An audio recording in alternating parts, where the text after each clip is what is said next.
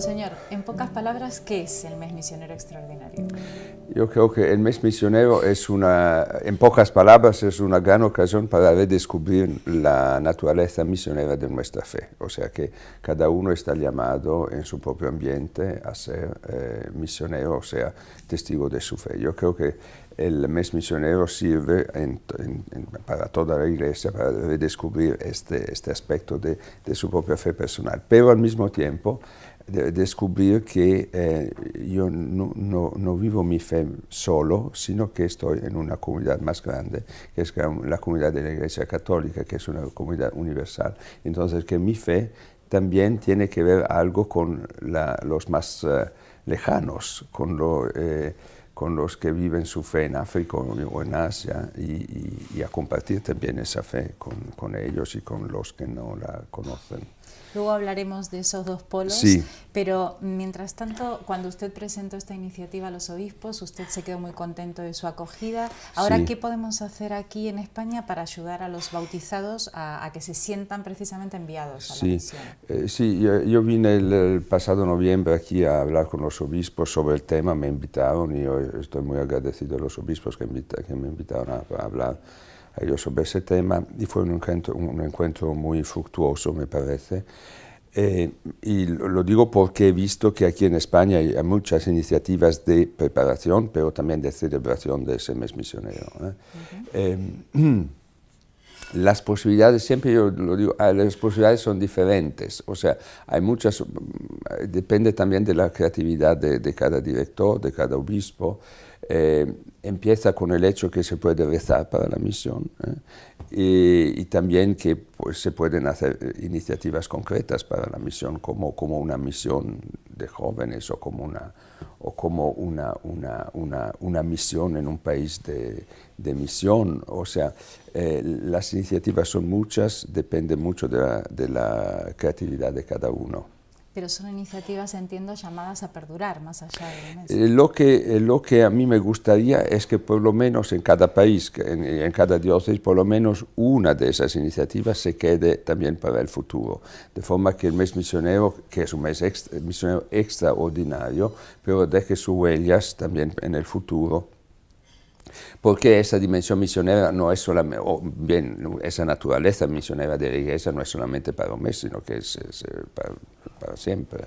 Si entendemos bien el lema propuesto por el Papa y también lo que se quiere con este mes, se trata de que la fe madure, y como usted dice, una fe madura es una fe que sale a la misión. Si ahora tenemos cierta crisis en el envío de misioneros, ¿es porque nuestra fe no está suficientemente madura? Eso lo dice muy claramente el Papa San Juan Pablo II en su encíclica Redentoris Missio, que la crisis de la misión es una crisis de la fe. Y yo estoy convencido, yo lo he dicho varias veces, que la misión es como la fe madura, ¿no? ¿Por qué? Porque la fe madura se implica en comprometerse, se implica en difundirse, se implica, el Papa Francisco y también el Papa Benedicto hablaban del hecho que la fe es una fe que se comparte por atracción.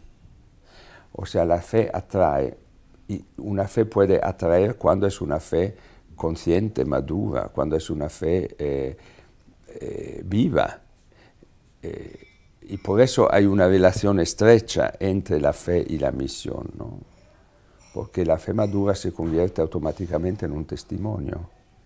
Y el testimonio es en sí mismo ya una misión, una forma para hacer conocer la propia fe. ¿Y por qué no está resultando atractiva entonces la fe? Porque muchos se alejan de la fe.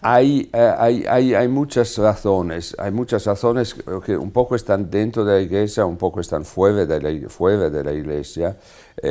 Tal vez es también un poco nuestra responsabilidad que hemos vivido la fe, o también hemos pasado la fe más como una forma de moralismo que como una forma de relación personal con Jesucristo. Que la fe se ha visto más como un sistema de reglas de vida, más que como un encuentro personal con el Señor, ¿no? Y yo pienso que eso es un poco lo más débil, lo que más ha influido en esa distancia que a veces uno ve con la Iglesia. Pero al mismo tiempo tengo que decir que se ve en muchos países, también en países occidentales, un redescubrimiento de la fe, no en formas, digamos así, de multitudines, pero sí en forma de personas que redescubren la importancia de la fe. Y según mi parecer, yo pienso que en el futuro ese redescubrimiento va a ser aún más fuerte. Lo que pasa es que vivimos en una sociedad de grandes movimientos, de redes sociales, de grandes masas, y el testimonio personal del cristiano se puede diluir. Entonces, para muchos Jesucristo es un desconocido. El desafío en este ambiente, ¿cuál es? Sí, eso es verdad que la sociedad ahora es mucho más móvil, digamos así, del pasado, y que también el trato personal es mucho más difícil que en el pasado.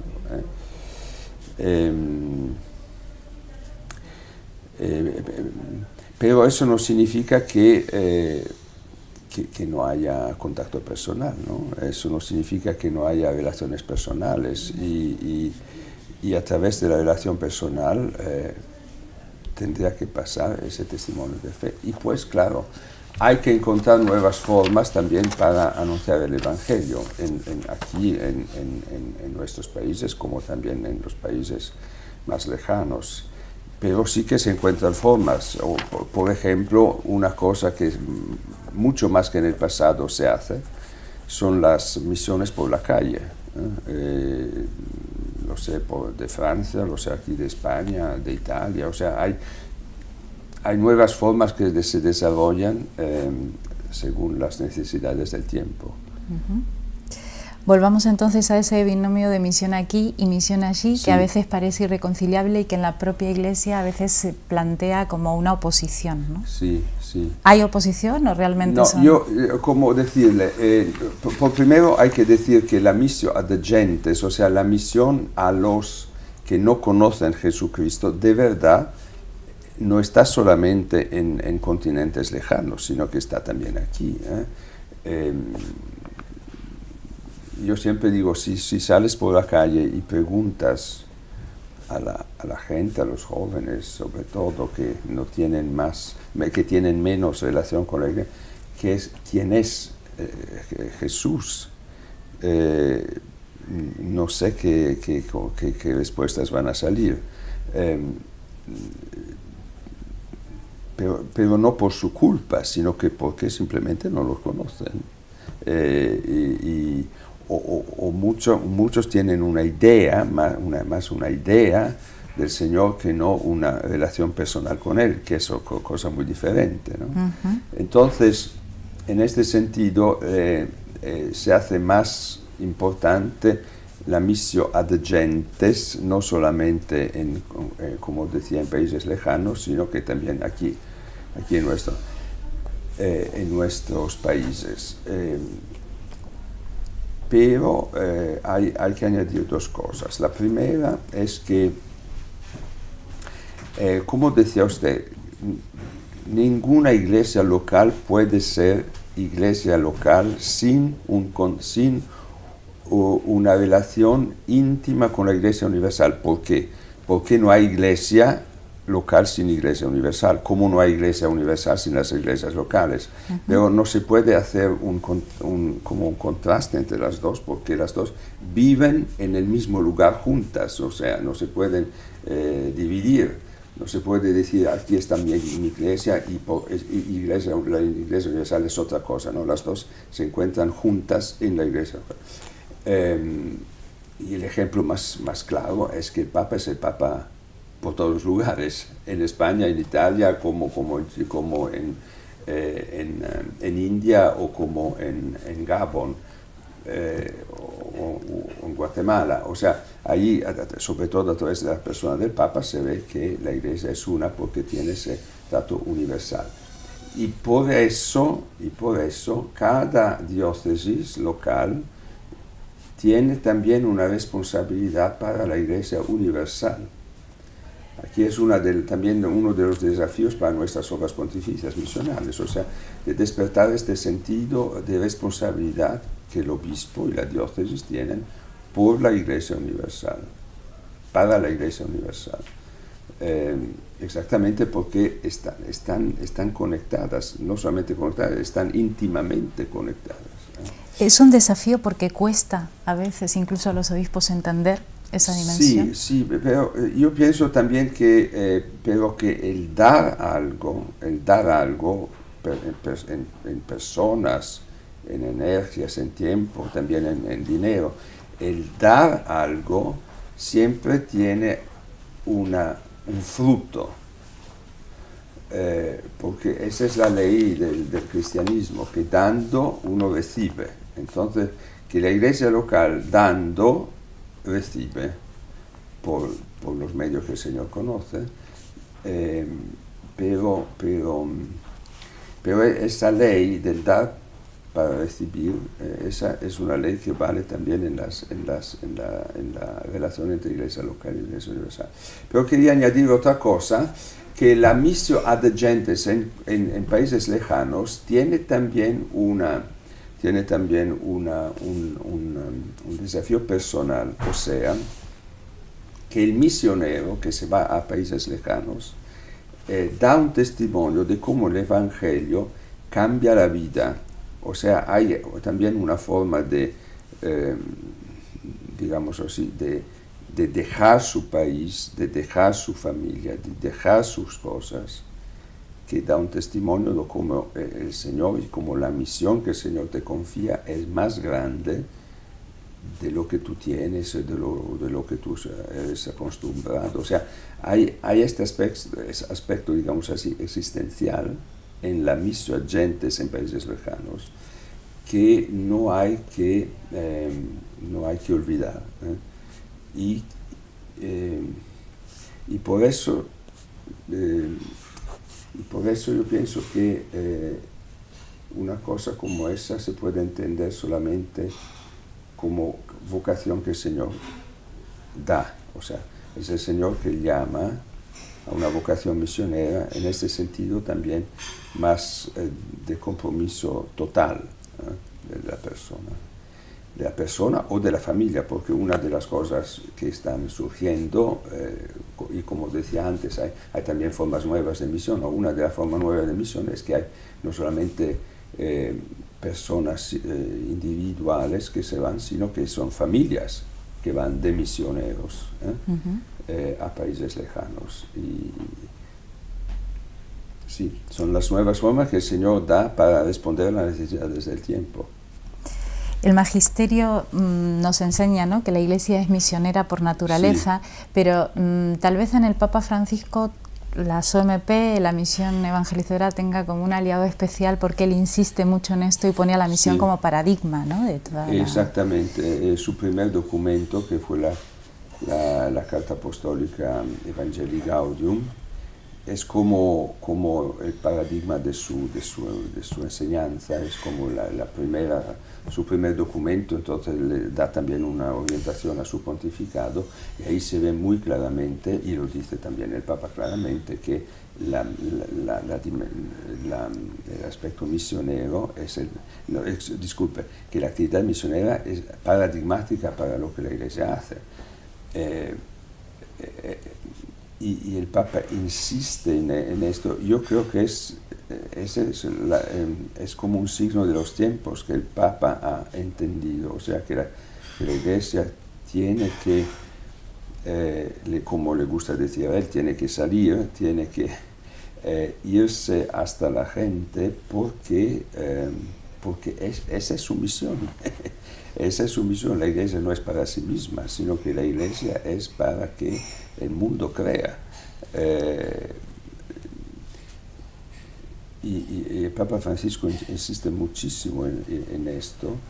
Y claro, para nosotros también en las obras misioneras pontificias es un aspecto importante porque nos sentimos apoyados por el hecho que el Papa quiere la misión y quiere que la Iglesia sea una Iglesia misionera. El Papa ha dicho a los jóvenes en algún encuentro pues, que no se queden, precisamente lo que usted está diciendo, en el sofá, que salgan. Sí. Esta ocasión del mes misionero puede ayudar también a reforzar en los jóvenes esa vocación misionera. Yo espero que sí, y espero que se encuentren también formas para involucrar a los jóvenes en este mes misionero, como me han dicho que pasa, por ejemplo, aquí en España con las misiones en verano para jóvenes, sí. o con una vigilia misionera, o como me han dicho de otros países que organizan una semana misionera para los jóvenes en el mes de octubre. O sea, hay iniciativas exactamente para involucrar a los jóvenes, de forma que los jóvenes también puedan descubrir su vocación.